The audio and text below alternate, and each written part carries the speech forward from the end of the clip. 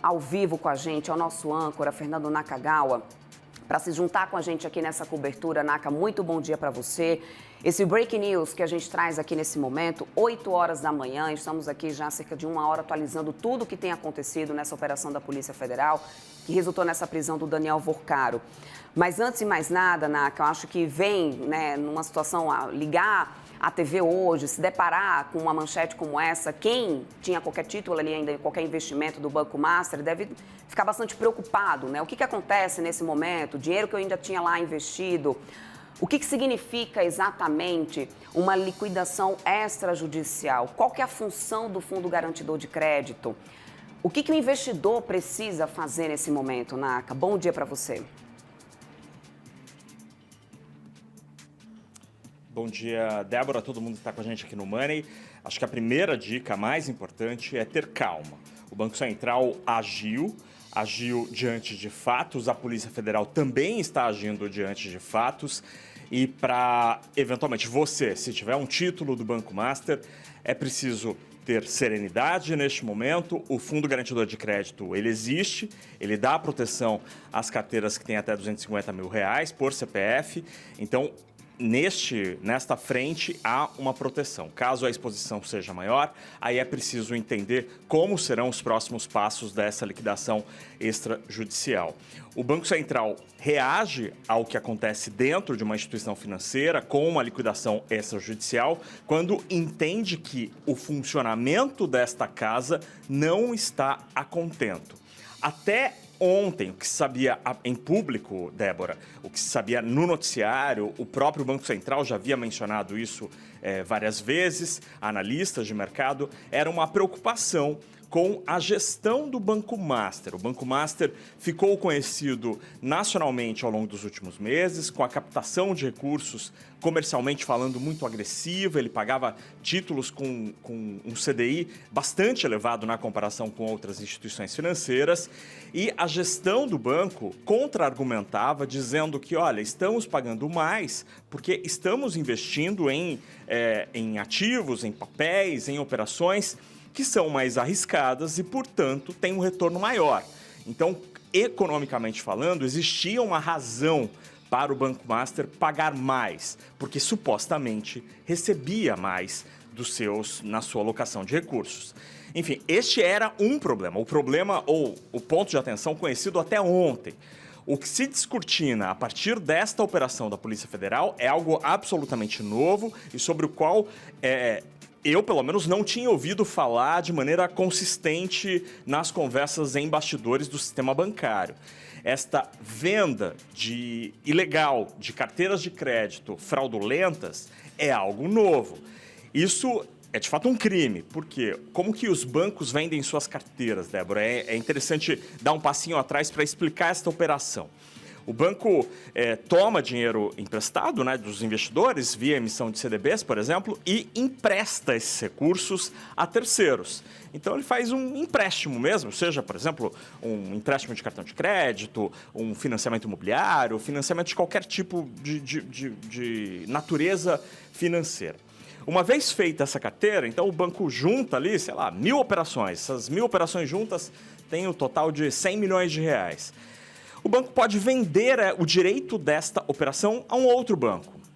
Isso é muito comum, é absolutamente legal, e os bancos fazem isso para ter caixa, para conseguir ter caixa mais rapidamente, já que aquela operação, juntando os 1.000 financiamentos, poderia às vezes demorar 5, 10 anos para o banco reaver e ter toda a grana de volta. Então ele decide juntar operações, vende hoje a tempo presente com um deságio. Então, se aquela carteira geraria para aquele banco R$200 milhões ao longo dos próximos 5 anos, ele decide vender hoje com preço menor, com deságio, para ter dinheiro no caixa e fazer novas operações. É absolutamente legal, é absolutamente comum e corriqueiro que os bancos façam isso.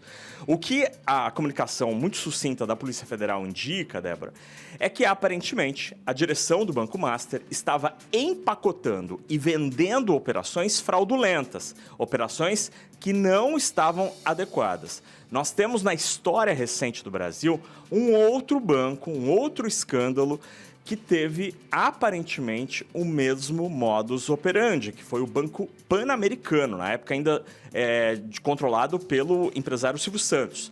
Na época, o Banco Pan-Americano foi acusado de venda irregular de carteira por ter vendido um ativo mais de uma vez. Então, ele empacotava 1.000, 10.000, 100.000 operações, vendia para o Banco A e vendia para o Banco B a mesma operação. Obviamente, é uma fraude. E quando isso foi descoberto, o Banco Pan-Americano acabou também sendo alvo de uma intervenção do Banco Central, já que não poderia continuar assim. Então, a grande novidade desta manhã, que se descortina com a operação da Polícia Federal, que o Jonas estava nos trazendo agora há pouquinho, é esta novidade de que o Banco Master também teria sido alvo, também foi alvo destas operações que o APF classifica como a fabricação de carteiras de crédito insubsistentes por uma instituição financeira. Ou seja, neste caso, parece ainda mais grave do que aconteceu com o Banco Pan-Americano, porque no Pan-Americano ele vendia um ativo real para mais de um vendedor, para mais de um comprador. Então, juntava operações e vendia para mais de uma instituição financeira. Neste caso, as palavras da Polícia Federal são mais duras. Citam a possível fabricação de carteiras de crédito.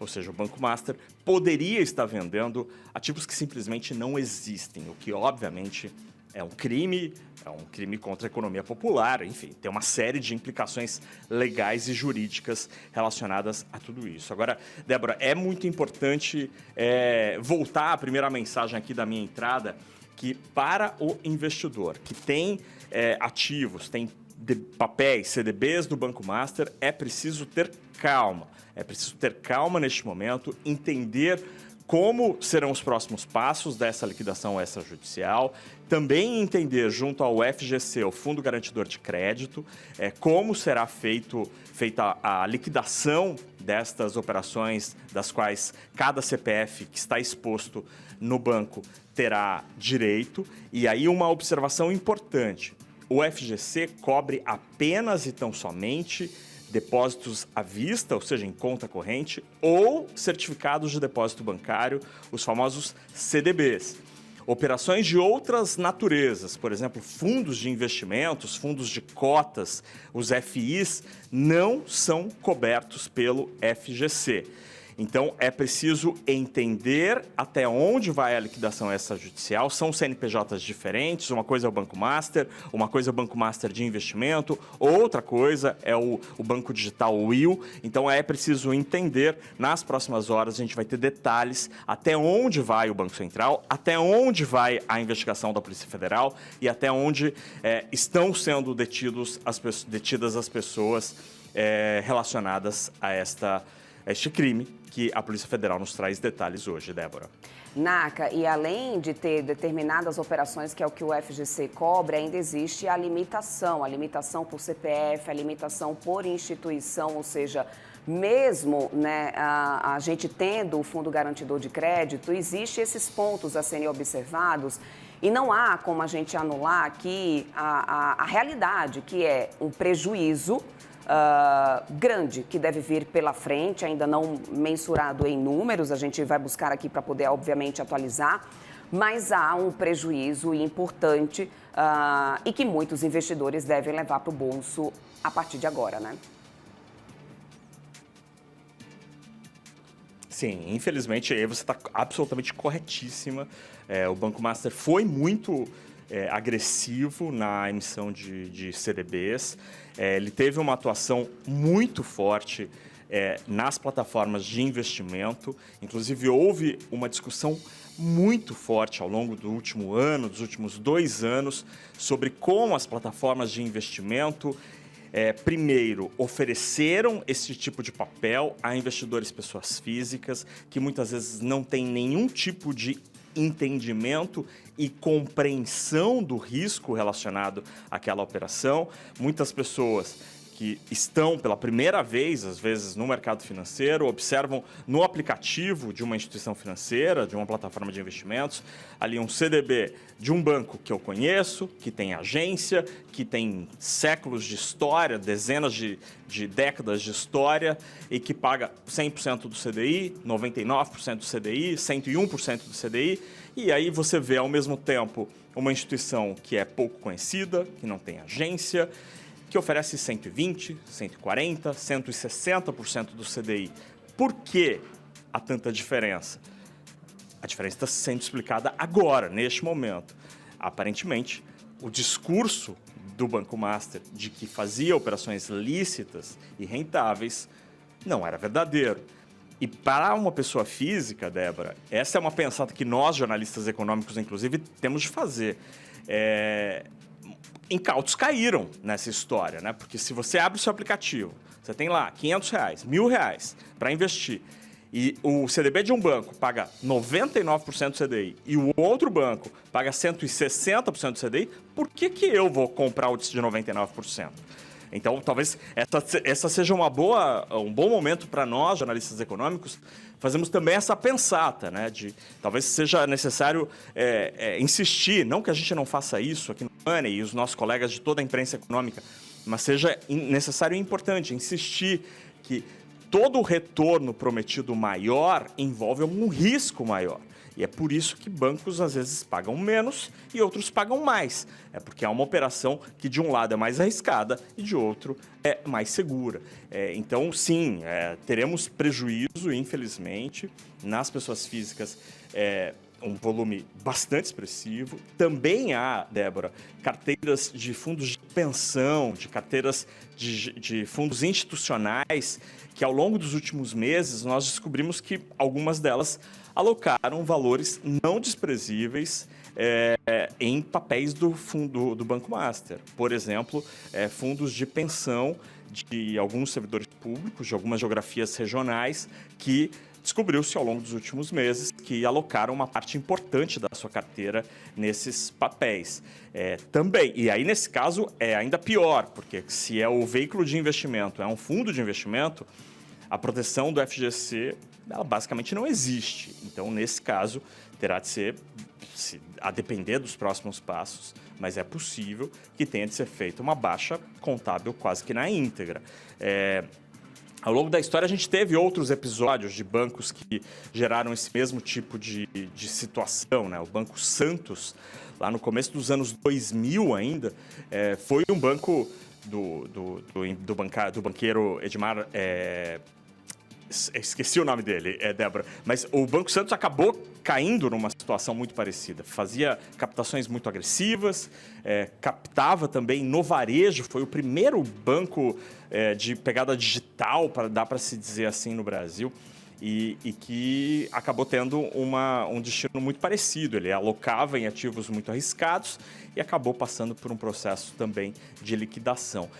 E aí, só mais uma observação, peço desculpas por estar falando tanto aqui, Débora, mas uma coisa importante a se dizer, né? A gente está acompanhando, entendendo o alcance de tudo isso que está ocorrendo na manhã desta terça-feira, mas tudo isso que está sendo descortinado hoje, tem nada a ver com a natureza da instituição financeira.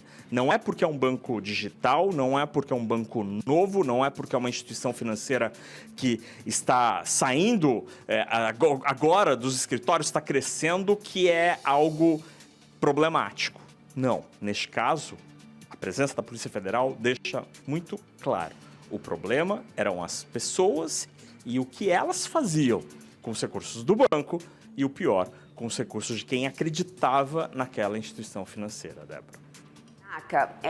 Antes de eu te dar uma pausa aqui nesse momento, mas eu queria a tua análise, eu queria a tua visão, Naka, porque assim, quando a gente tem uma notícia como essa, o que isso representa para as outras instituições brasileiras, né? Qual que é o recado que fica, por exemplo, para o investidor internacional? Até mesmo, a gente teve ontem essa notícia que caiu ali com uma grande surpresa ontem à tarde no mercado, do interesse do grupo para comprar, né, inclusive o Banco Master. Então, qual que é o recado que isso passa para o investidor internacional para o mercado internacional em relação às nossas instituições? Olha, Débora, o que se sabe até agora mostra que o sistema bancário está funcionando, né? O sistema bancário está operando, ele passa por este momento. Vamos ver como abre o mercado nesta terça-feira. É muito provável que o mercado de títulos de dívida, por exemplo, esteja bastante estressado nesta terça-feira, mas o fato de o Banco Central, de o FGC, de toda a opinião pública, da imprensa econômica, de os próprios concorrentes estarem discutindo este tema, Banco Master, há tanto tempo, mostra que o nosso sistema bancário está funcionando a contento. Por quê? O sistema bancário não é imune a uma quebra, não é imune a um problema financeiro, não é imune a calote, não. O sistema bancário, o sistema financeiro, ele precisa ter proteções para caso um caso como este ocorra. Foi assim no Banco Pan-Americano. O Banco Pan-Americano era uma instituição grande, de forte atuação no varejo, com grande carteira de crédito consignado, de crédito pessoal, uma pegada muito popular.